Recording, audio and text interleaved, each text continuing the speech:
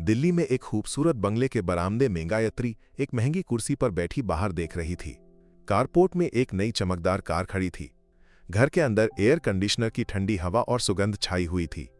उनके पिता मिस्टर शर्मा एक सरकारी अधिकारी थे जिनकी हर काम में उच्च पहुंच थी।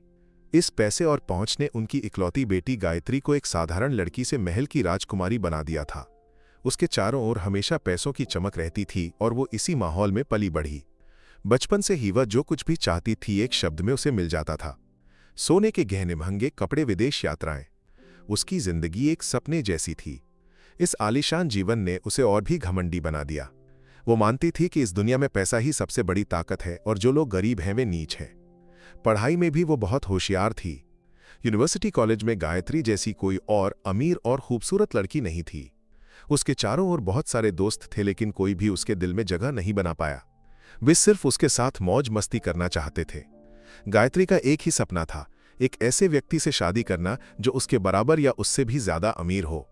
उसे यकीन था कि उसके पिता के पास इतना पैसा है कि वो इस सपने को पूरा कर सकती है। जौनपुर के एक साधारण गांव में एक खपरेल वाले घर में अरुण किताबों के बीच सिर झुकाए बैठा था।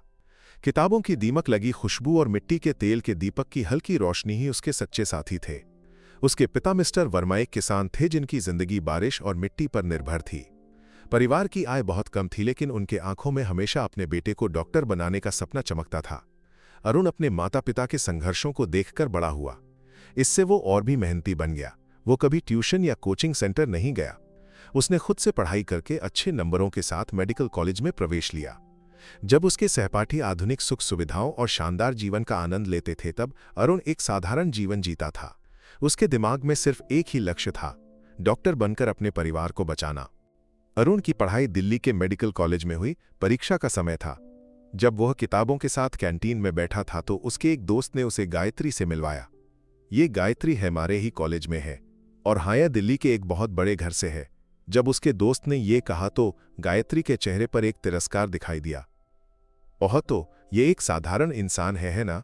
गायत्री ने पूछा। अरुण हैरान था। उसकी सादगी ने उसे आकर्षित नहीं किया बल्कि उसका मजाक उड़ाने के लिए प्रेरित किया। लेकिन अरुण का स्वभाव उसे चकित कर गया। डॉक्टर बनने के लिए उसकी कड़ी मेहनत, उसकी साधारण सोच। जब अरुण बात करता था तो गायत्री उसे ध्यान से सुनती थी। वो अपने आसपास के अमीर लोगों की तरह नहीं था। अरुण के व्यक्तित्व ने उसके लिए एक नई दुनिया खोल दी। वे दोस्त बन गए। जैसे जैसे उनकी दोस्ती बढ़ी गायत्री का मन बदल गया। उसे लगा कि जो लोग उसकी हर जरूरत को पूरा करते हैं उनसे ज्यादा उसे अरुण जैसे साधारण व्यक्ति की जरूरत है जो उसे सच्चे दिल से प्यार कर सके। उसे उसकी सादगी पसंद आई लेकिन उसका घमंड पूरी तरह से नहीं गया था। मिस्टर शर्मा को यह रिश्ता बिल्कुल पसंद नहीं था। जिसके पास पर्याप्त पैसा और प्रतिष्ठा न हो उसका क्या फायदा? उन्होंने पूछा। फिर भी गायत्री की जिद के आगे उन्हें यह रिश्ता स्वीकार करना पड़ा।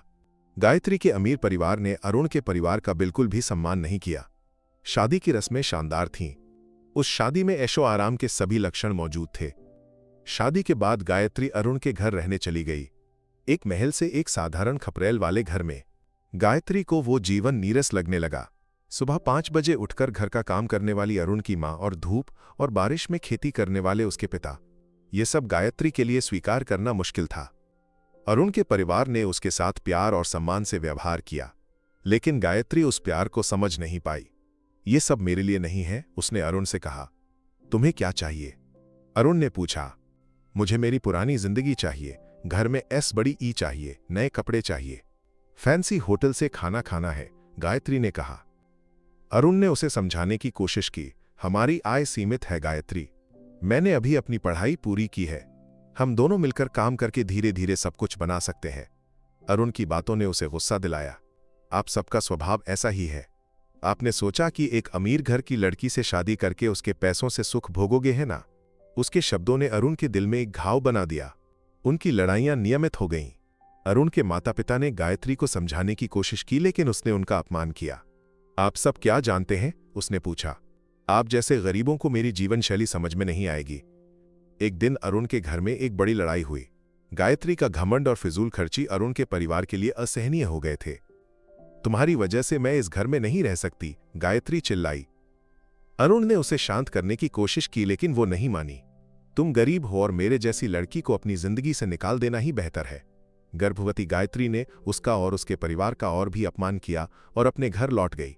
जब उसे एक बच्चा हुआ तो अरुण को इस बारे में पता भी नहीं चला। जल्द ही गायत्री ने अरुण से तलाक ले लिया। अरुण पूरी तरह टूट गया। उसके दिल में एक खालीपन महसूस हुआ। वो दुखी था कि इतनी उम्मीदों के साथ शुरू हुई जिंदगी ऐसे खत्म हो गई। साल बीत गए। अरुण ने अपना जीवन पूरी तरह से काम के लिए समर्पित कर दिया। वो एक डॉक्टर बन गया। उसने विदेश जाने का मौका छोड़ दिया और भारत में ही रहा। वो दिल्ली के एक प्रसिद्ध अस्पताल में काम करता था। उसकी सादगी और प्रतिभा के कारण वो लोगों के बीच बहुत लोकप्रिय हो गया। उसी समय गायत्री अपने बेटे के साथ एक आलीशान जिंदगी जी रही थी। पैसों की कोई कमी नहीं थी, फिर भी उसे लगा कि उसने कुछ खो दिया है। उसके पास सब कुछ था लेकिन उसकी जिंदगी अधूरी थी।